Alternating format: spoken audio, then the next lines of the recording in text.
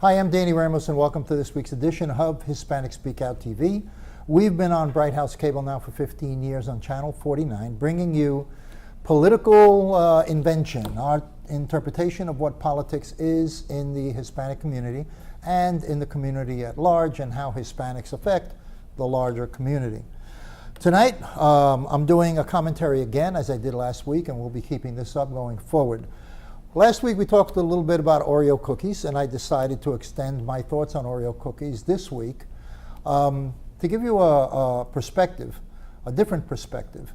Now, what's the big deal that Oreo cookies is being made in Mexico? Well, the reality is everybody complains about the money going to the 0.1% in the United States and that the middle class is losing footing. Well, the reality is that's the story of Oreo cookies.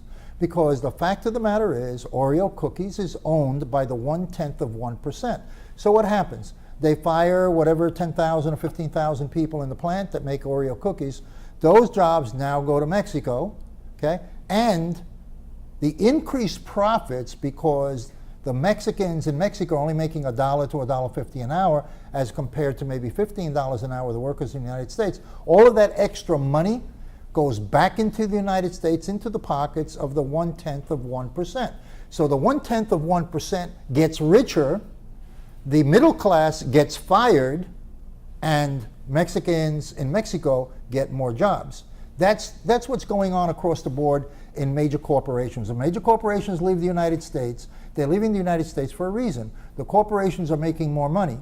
That means the people at the top of those corporations are increasing their profits because they're paying 1/10 of the salaries that they were paying those people previously by moving their companies and manufacturing abroad. The picture, the 1% and the 0.1% continue to get richer while the middle class disintegrates in this country because jobs are leaving the country. When those jobs, again, leave the country, it makes the 0.1% much richer because they're saving so much money on the labor, okay? All right, let's jump to another topic. Right now, we've announced that Cruz and Kasich are now decided to join up together, okay, so that they can knock off Donald Trump from getting the nomination. Doesn't that sound like the Republican establishment to you, where they don't want the guy who's leading in the popular vote to win? So the establishment, the political establishment, or Washington insiders decide that they want to get rid of Donald Trump, so they get together and come up with a theory that they put into practice so that Donald Trump does not get any more of the delegates. What's happening, and how does that happen? That happens because Kasich and Cruz have divided up the states so that one person will run in Indiana and Kasich may not run in a particular state, giving Cruz more points in that state, and vice versa, okay?